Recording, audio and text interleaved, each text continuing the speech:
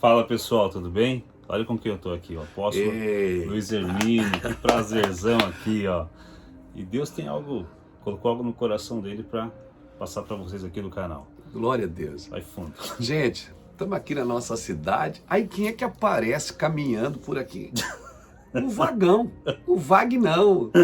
Aí tivemos domingo juntos lá na reunião. E aí eu disse, não, Vagnão, eu preciso que você vá lá em casa abençoar a nossa casa também, cara. Você é um cara joia demais, tem influenciado tanto a nossa nação, trazendo sempre uma palavra de vida, não é verdade? Uma palavra de conhecimento, uma palavra de paz, né? Bem-aventurados são os apaziguadores. E eu louvo a Deus pela vida do Wagner, da sua família. E é um prazer receber você aqui na nossa casa, cara. Prazer demais. Prazer é meu. Demais mesmo, né? Eu quero dizer que aqui é a profeta do Velho Testamento e o profeta do Novo Testamento. Só Jesus. Nós estávamos meditando aqui, antes de a gente começar a falar com vocês aqui, eu estava meditando no Salmo 11, o verso 3, que diz assim, que se tirar os fundamentos, o que pode fazer o justo? Ou seja, por mais que a gente tenha pessoas justas, que foram justificadas por Cristo, mas os fundamentos são coisas que não podem ser tiradas. E principalmente, Wagner, o fundamento do cristianismo, né? Temor, amor, justiça. Sim. Né? A Bíblia diz que a mensagem do reino de Deus é buscar primeiro o reino de Deus e a sua justiça. E as demais coisas nos serão acrescentadas, né? Então, para mim, eu não estou aqui defendendo, né, os interesses da igreja evangélica, até porque a igreja evangélica já tem um cabeça, e o cabeça é Cristo, e a igreja evangélica ela está dentro do cenário de Deus. Nós somos chamados para contribuir com o cenário. A Bíblia chama a gente de cooperador, mas eu estou aqui para dar uma palavra sobre o reino de Deus. Os fundamentos são essenciais. Se forem tirados os fundamentos, o que pode fazer o justo? O que pode fazer o justo? Porque se a gente trabalha nas diretivas de Deus, se a gente for analisar, Wagner, eu estava pensando, a promessa que Deus fez a Adão, em Gênesis capítulo 1, versículo 28, a Bíblia diz que Deus o abençoou e disse, frutificai, multiplicai, enchei a terra e sujeitai. Ou seja, frutifica para multiplicar. Eu não posso multiplicar uma coisa que não está sendo frutificada. Verdade. Né? Frutifica, multiplica, enche e sujeita. Em outras palavras, é como se Deus estivesse dizendo assim, ó, dá fruto, multiplica isso que você está dando fruto, enche a terra e depois sujeita tudo a mim de novo. Né? Eu costumo dizer aqui nas nossas reuniões que Deus, Ele está disposto a te dar tudo que você estiver disposto a devolver para Ele. Verdade. O Senhor está disposto a te dar tudo que você estiver disposto a devolver para Ele, né? E em toda a história da igreja, o que a gente vê? A integração da igreja e do Estado, né? Em toda a história nós vemos a integração da igreja e do Estado. Mas em muitas gerações se perdeu isso. E por causa disso também se perderam, né? Às vezes o Estado foi muito eclesiástico e às vezes a igreja foi muito política. E nós precisamos entender isso, que a igreja ela deve ser influenciadora. Se nós olharmos para a estrutura do Velho Testamento, por exemplo, a estrutura do Velho Testamento eram 3 pessoas que estavam no governo: reis, sacerdotes e profetas. O rei, não é verdade, a estrutura que mantinha Israel era o rei, sacerdote e profeta. O rei governava em nome de Deus, o profeta representava Deus diante dos homens e o sacerdote representava os homens diante de Deus. Sacrificava pelo pecado dos homens, né? O sacerdote fazia isso. O profeta trazia o desenho de Deus para o povo, para o rei. Se você for perceber uma coisa interessante, você nunca vai ver o profeta consultando o rei, era sempre o rei que consultava o profeta. Por isso que eu acho, Wagner, que a igreja ela precisa se posicionar em relação a isso. Verdade. A igreja ela tem uma palavra de autoridade, não de autoritarismo, mas quando a igreja se posiciona para defender os direitos, os interesses da igreja pseudo-evangélica, a gente acaba então quebrando esse princípio de reino, porque a realidade não é... A gente não está diante dos governos para defender a causa da igreja evangélica. A causa da igreja evangélica é a causa de Cristo. E a causa de Cristo é frutificar, multiplicar, enchei a terra e sujeitai tudo ao Senhor. Amém? A igreja deve ser sim essa influenciadora. Sempre. Nós não podemos separar essa estrutura. O rei, o profeta e o sacerdote. Essa estrutura é a que mantinha Israel. Nós não podemos trabalhar com uma cura superficial diante das pessoas, né? Não vamos ser negacionistas. Há uma ferida aberta. A ferida está aberta. É verdade. A ferida está aberta, não vamos ser negacionistas, está aí, né? Realmente o vírus mata, realmente é todo esse povo que tem morrido pela pandemia, não sabemos. Mas é perigoso? É perigoso. Tem uma ferida aberta? Tem uma ferida aberta. Tem pessoas se aproveitando por causa dessa ferida aberta? Tem. Muito. Tem muita gente ganhando dinheiro com a morte? Tem. Tem muita gente. Agora, não esqueça de uma coisa. A justiça de Deus vai nivelar tudo isso. Não é verdade? Então, a justiça de Deus vai nivelar tudo isso. Eu creio, Wagner, que a igreja precisa se posicionar como em Lucas capítulo 3. Lucas capítulo 3, a Bíblia fala que César era imperador, Pôncio Pilatos, o governador, Herodes, tetrarca da Galileia, Filipe, tetrarca da Itureia, Anás e Caifás, sumo sacerdote. Mas veio a palavra do Senhor a João Batista no deserto. Ou seja, tinha toda uma estrutura edificada, tinha toda uma estrutura de governo, tinha o imperador, tinha o governador, tinha o tetrarca, fazia o trabalho do prefeito, né, regional, mas a palavra veio a um homem no deserto. Imagina, teologicamente, né, acredita-se que de Malaquias a Mateus foram 400 anos de um hiato ali que Deus não se manifestava profeticamente. Eu, particularmente, eu acredito que Deus nunca parou de falar, é a gente que parou de ouvir. Mas tudo bem, vamos deixar assim. E aí aparece João Batista pregando o evangelho do reino. Pregando o evangelho de arrependimento. Quando João Batista começa a pregar no deserto, o que acontece? As pessoas começam a sair da sinagoga e começam a vir para o deserto para ouvir João. Imagina a confusão. Rapaz. E aí, por que eles vieram? Porque eles começaram a perceber, peraí, João está falando o que Isaías falava. João está falando o que Jeremias falava, o que Daniel falou. João está falando o que Joel falou. Peraí, é profético então. Quando eles viram que a mensagem era profética, eles disseram, João, o que faremos? João não disse, unge a cidade, né? Faz isso, faz aquilo, né? Enterra os decretos. Irmão, tudo isso teve seu valor para um tempo determinado. Mas não foi isso que João falou. João disse, quem tiver 2 túnicas, reparta com quem não tem. Reino de Deus. Uau!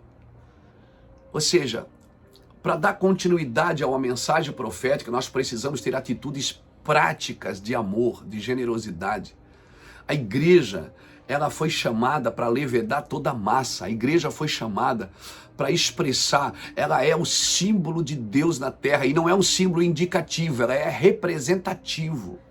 Ou seja, ela não só indica o caminho, ela representa. Porque indicar um caminho não precisa de uma pessoa, é só botar uma placa ali. Proibido virar à direita. Pronto, não vira à direita. Tem uma placa. A placa indica, mas o guarda representa. É verdade. Nós fomos chamados para representar a graça de Deus e a glória de Deus. Nós não fomos chamados só para indicar o caminho, nós fomos chamados para nos tornar o caminho pela nossa vida e dizendo o caminho é Cristo. As nossas atitudes e as nossas ações têm que falar mais do que os nossos sermões. Verdade. Nós precisamos disso. Por isso a nossa prática de vida, Wagner, ela precisa sim ser manifesta. Não sei qual a experiência que você tem com isso, mas às vezes eu posto um vídeo de uma mensagem da igreja, tantas pessoas assistem. E às vezes eu posto uma foto brincando com o meu cachorro, brincando com o meu filho. Esses dias ele postou uma foto eu dançando com a minha esposa. Rapaz, triplica o número de pessoas que seguem. Por quê? Porque há uma necessidade das pessoas verem a gente como gente normal. Exatamente. Gente que come, bebe, dorme, gente que descansa, que tem cansaço, gente que erra, gente que peca. Ser humano. Ser humano, não é pecado ser gente. Pecado é tentar ser Deus diante das pessoas. O fundamento do cristianismo é um homem.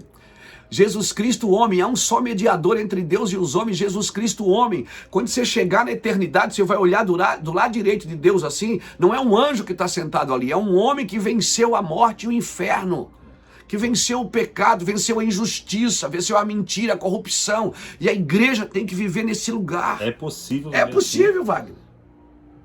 É possível viver nesse lugar. Então, pastor, mas esse ambiente de morte, de pandemia, querido, o objetivo do ambiente de morte é te ensinar a viver.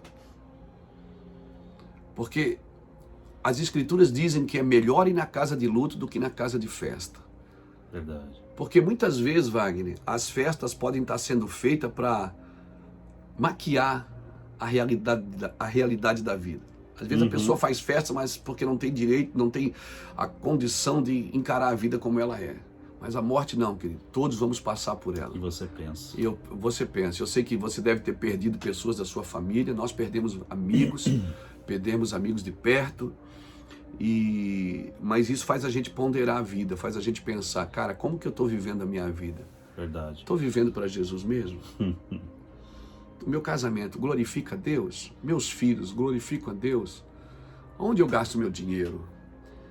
Minha vida não é fútil, não? Será que a minha vida realmente ela tem um propósito? Será que eu não estou mexendo nos fundamentos? Porque ninguém pode pôr outro fundamento, querido. Só existe um. Cada um veja como constrói, porque o fogo provará a construção de cada um. Se é de palha, se é de feno, se é de madeira. Louvado seja Deus. Glória a Deus. Louvado seja Deus. Apóstolo, hoje é dia 30. Amém. O senhor está sabendo da profecia do Cavaleiro Amarelo? Pois é, eu estou sabendo. Biblicamente... Eu andei procurando por aí, mas não encontrei. Biblicamente, assim, biblicamente, cronologicamente, ela não faz sentido, né? Ela não faz sentido. Eu não estou aqui para julgar o irmão ou a irmã que profetizou. Cronologicamente não faz sentido, né? Mas eu acho que é um bom motivo para a gente orar. Verdade, viu? Essa situação do Cavaleiro Amarelo deu um fuzuê tão grande, está dando que muito pastor está trazendo uma palavra de direção quanto a isso. Ninguém está julgando o irmão. Sim. Mas as pessoas que escutam isso, parece que as pessoas têm falta de conhecer a personalidade de Deus. Sim. Qualquer conversa por aí, qualquer notícia, abate. Não é só essa questão dessa profecia em si. Sim. Mas alguém fala uma coisa, já desestabiliza a fé, já Exato. Fica com temor, fica com medo, vai acontecer, já começa a perguntar, causa aquele transtorno todo, não é? É difícil demais.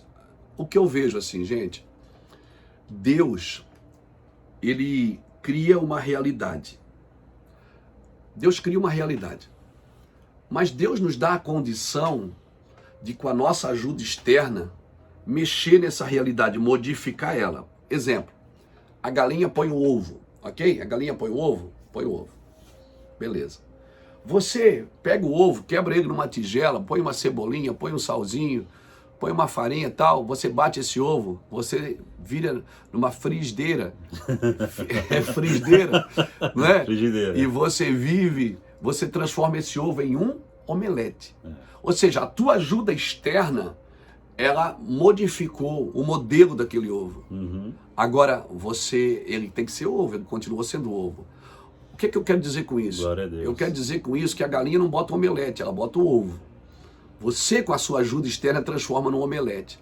O que eu quero dizer é o seguinte, é que Deus cria uma realidade e nos dá, como igreja, a condição de modificar essa realidade, o movimento dela, mas não podemos mexer na natureza dela. Sim. Não podemos mexer nos fundamentos dela.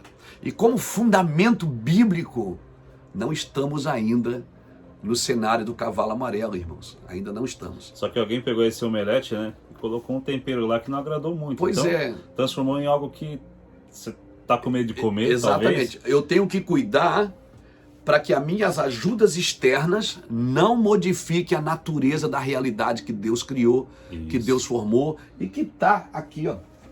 Está aqui nas Escrituras. Profecias bíblicas, elas são irrevogáveis. Profecias bíblicas são irrevogáveis. Tem profecias bíblicas apocalípticas que elas não vão mudar.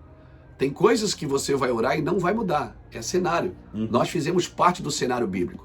Hoje uma palavra que as pessoas têm dito sempre, Wagner, é o novo normal. Para mim não é novo normal. Eu não vivo nesse normal. O meu normal é o cenário bíblico. Glória a Deus. Então dentro desse cenário bíblico, você tem que entender que no cenário político não favorece a igreja. Exatamente. Mas o cenário bíblico é que favorece a igreja. Isso, a igreja mesmo vivendo no meio do caos, não é? Entendeu? Você tem que entender sobre juízo e justiça. Êxodo capítulo 3. Não sei quanto tempo eu tenho, eu estou falando. Vai, bora. Êxodo capítulo 3. Deus chama Moisés no Horebe e diz assim, ó, eu vou te enviar a Faraó, porque eu tenho ouvido o clamor do meu povo e também tenho visto a opressão dos seus opressores. Então Deus mandou Moisés para duas coisas: para tirar o povo e para liberar a sentença sobre o Egito. Agora a pergunta é, Deus tirou o povo antes da sentença? Não, ele tirou depois. Então veja bem, o povo do Egito viveria juízo, o povo de Deus viveria justiça. Deus nunca pratica a justiça sem alguém pagar a conta. Se vem justiça para alguém, alguém está pagando juízo. Se Deus vai trazer juízo para alguém, é porque teve que exercer justiça para alguém. Por isso que juízo e justiça são a base do seu trono. Você tem que entender isso, porque senão você anula a graça de Deus. Você anula, por exemplo, você serve a Deus, não serve? Ah, então Deus está vindo com juízo sobre a tua vida. Peraí, não. Você tem que entender que o juízo é sobre a corrupção, sobre a mentira, sobre o engano. Sendo esse povo de Deus ou não. Israel viveu muitas situações ruins, por quê? Porque não obedeceu o Senhor. Meu irmão, o segredo é obediência. Sem obediência não tem como, né? O segredo é 2 Crônicas capítulo 7, versículo 12, quando Deus fala a Salomão, ele diz, olha Salomão, quando eu cerrar os céus e não houver chuva, quando eu enviar os gafanhotos para que consumam os produtos da terra, quando eu enviar peste no meio do meu povo, ponto. Se o meu povo, que se chama pelo meu nome, se humilhar, orar, buscar a minha face, se converter dos seus maus caminhos, então eu ouvirei do céu, sararei a sua terra, e desde agora as orações que se fizerem nesse lugar, eu as ouvirei. Aí olha para Salomão e diz, quanto a ti, Salomão, ou seja, agora é eu e você.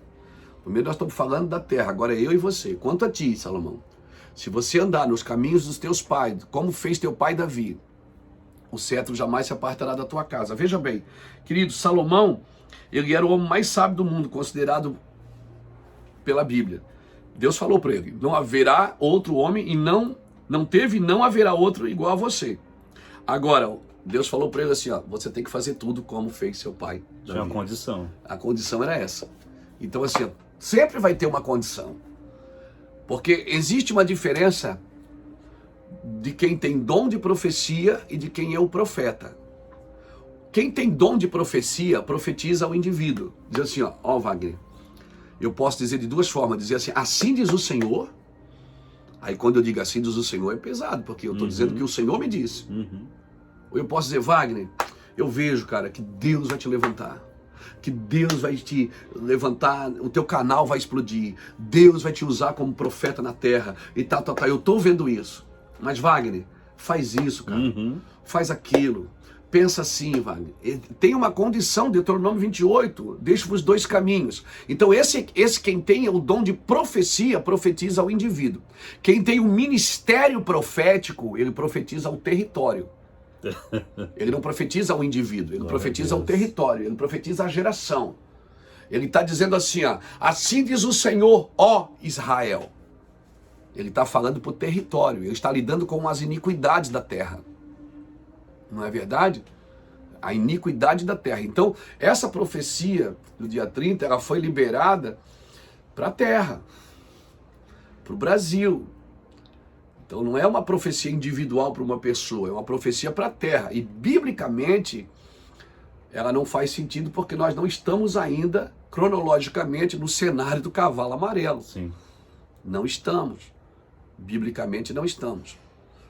Mas alertou, trouxe medo, sim, trouxe insegurança. Meu irmão, você que lê as Escrituras, você que vive no cenário de Deus, você não deveria ter medo, porque não deveria ter dúvida. Não deveria ter dúvida. Você vive no cenário de Deus, e o cenário de Deus, o que favorece o cenário da igreja é o cenário bíblico, não é o cenário político. Ou a igreja influencia o cenário político, ou nós seremos influenciados por ele, entendeu? Ou a igreja toma a sua posição, o seu sacerdócio, não existe meio termo, não existe neutralidade no seu sacerdócio. Ou Deus usa você, ou o diabo vai se aproveitar disso. Exatamente. Glória a Deus. É isso aí, meu irmão. Fica tranquilo, tá? Isso aí, fica tranquilo. É só orar, gente. Vamos orar. Busca ele em primeiro lugar e o resto deixa que ele faz. Pastor, o que eu faço nesse novo cenário? Você não precisa fazer mais nada que Jesus já te pediu a vida inteira. Essa é a realidade. Escrituras. Olha aqui. A tua realidade é essa aqui. Glória a Deus. Salmo 81, verso 13. Se o meu povo tão somente me ouvisse, e se Israel andasse nos meus caminhos, verso 14, de pronto eu abateria os seus inimigos e voltaria minha mão contra os seus adversários. Então é só ouvir e andar no caminho do Senhor. Glória a Deus. Amém, queridos? Deus te abençoe. Que Amém. prazer, Wagner. Apóstolo, prazer, obrigado. Obrigado por essa palavra aí. Que Deus abençoe a tua vida, o teu ministério cada vez mais. É isso aí, gente. Fica tranquilo que Deus está no controle de todas as coisas. Um beijão para vocês aí. Tamo junto. Amém. Soquinho. Tchau, tchau. Bora ver se ele não tá surfando. E eu acho que não, hein?